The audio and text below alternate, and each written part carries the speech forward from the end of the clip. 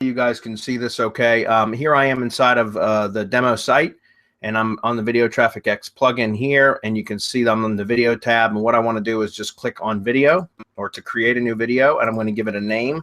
And I've got a text file prepared already that I'm going to be copying information from for the blog post, which will create the video.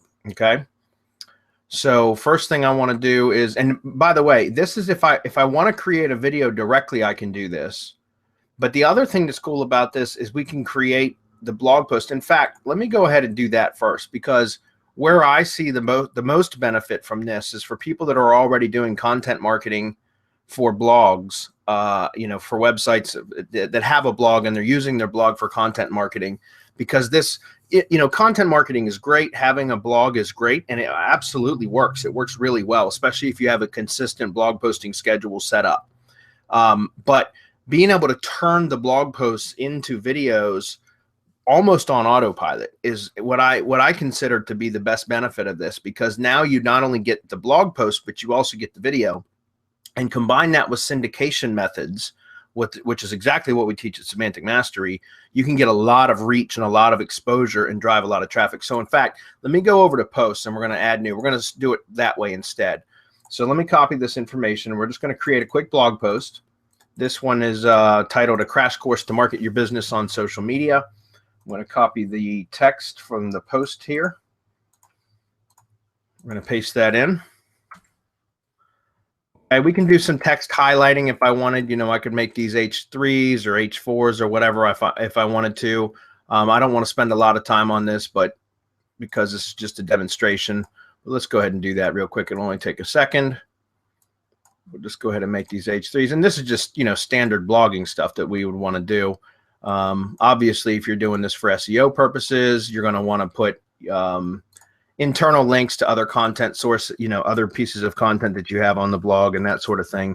But really, I'm just using this for this demonstration purpose to show you how it creates a video from the blog post, which I think is pretty cool. All right, so we're going to leave it at that. All right, so right now there's no images in here. There's no video.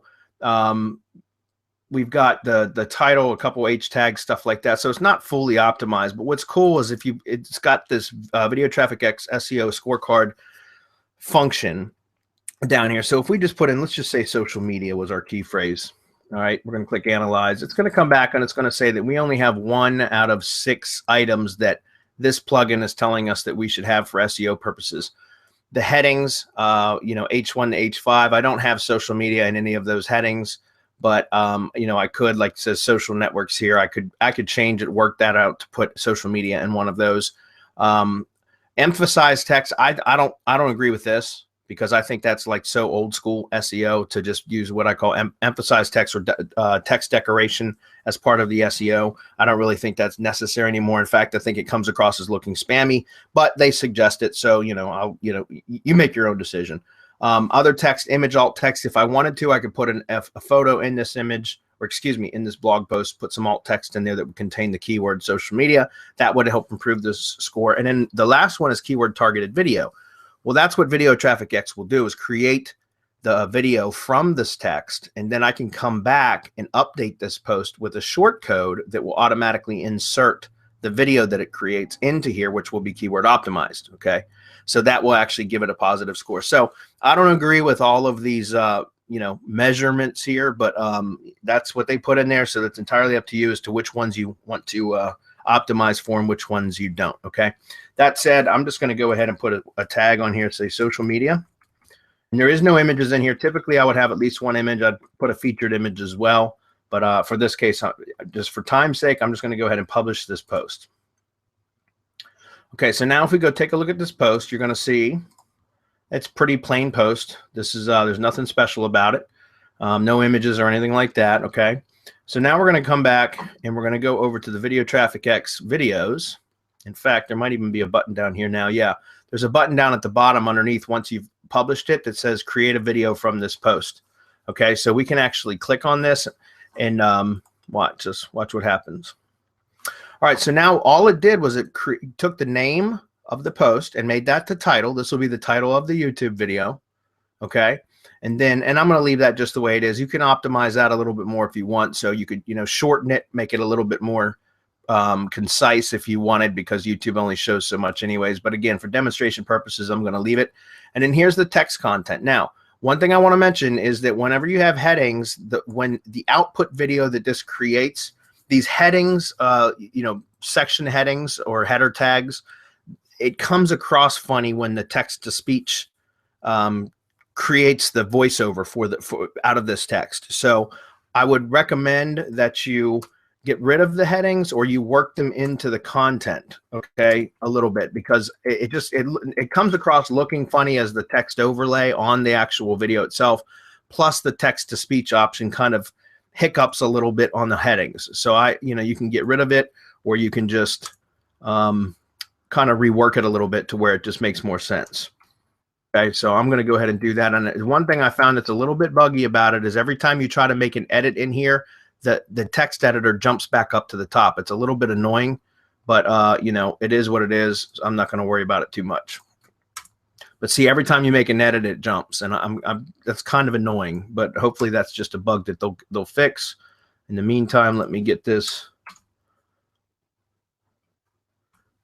It's kind of annoying, especially if you've got a bunch of content, because it's going to be a lot of edits that you have to make. Or you could probably highlight the whole damn thing, copy it into a text pad file, do all your edits there. That's probably the best thing to do, and then paste it back in when you're done. That's probably the smartest thing to do, so that you don't have to keep jumping back and forth. All right, so as far as I'm concerned, that's done. The text is ready for the video. The next thing is to select the images. So here we're going to go to find and import new images. And I'm just going to type in a query, which is going to be social media in this case. And all this is going to do is go out and search for images. All right. And so I'm going to look for images that are pretty much a normal aspect ratio of a video. So I don't want any like square images or anything. I'll go with this one. Let's see. We'll go with that one.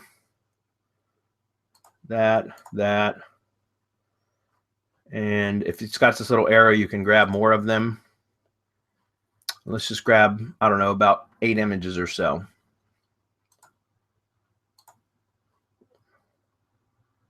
About one more. We'll do one more. Let's do that one. Okay, and I'm going to select import selected images. It'll take a second while it's bringing them into the project.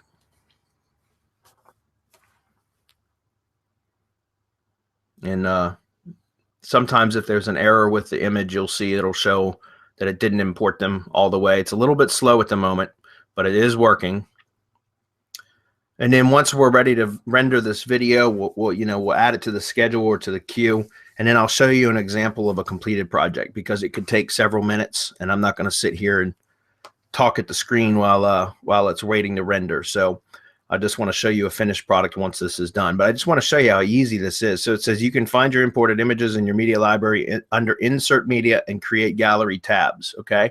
So under here, if you go to Insert Media, now you can select the images that you just imported, which are going to be these 8. And I'm going to say Insert into Post. Okay. Now all of those are going to be included in the video. Okay. It's going to be like a slideshow. You can select between a male and a female voice. And then you can put this is going to be the video title, and this is going to be the video description inside of YouTube. Okay, and you can also select the the category. Okay, so I'm just going to say how to and style, and then for the video description, just for time's sake, I'm just going to copy the title, paste that in here, and then we'll put, I don't know,